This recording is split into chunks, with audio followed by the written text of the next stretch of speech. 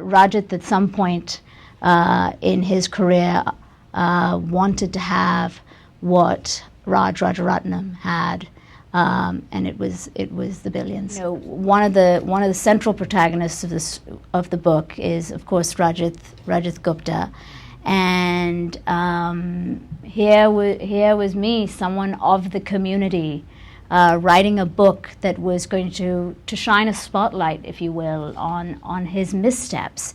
And how did you do that? How do you do that in a way that doesn't open you up to accusations of just taking down a hero? And I was cognizant of that as I wrote the book. Rajat Gupta had built up his career in the hinterlands, in a way. You know, he'd been in Scandinavia, he'd been in Chicago, and late in life, in the late 90s, he comes to New York, and he's thrust into this new milieu, and it's a bit of a bright lights, big city phenomenon.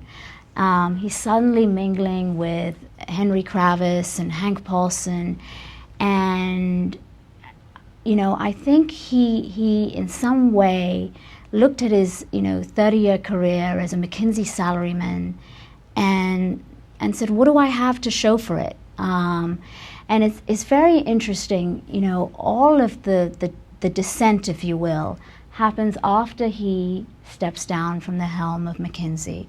He becomes closer to Rajaratnam in 2005, and in 2004, he gives this talk at Columbia, and I've watched a tape of the talk, and you have the sense of a man really casting about, trying to figure out what was he going to do, how was he going to achieve a new high.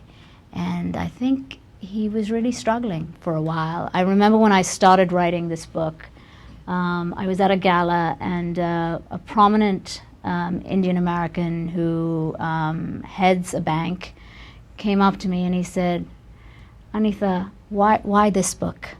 Why this book? And you could tell that on some level his own sense of security felt threatened by this episode, even though he had nothing to do with it. I think it shows that we as a community have arrived in America. We are finally large enough in number, we're economically significant, and as a result, we now have our own crime that will be prosecuted. There will be episodes like this from time to time, but if anything, to me, it's a celebration of the community's strength rather than its weakness.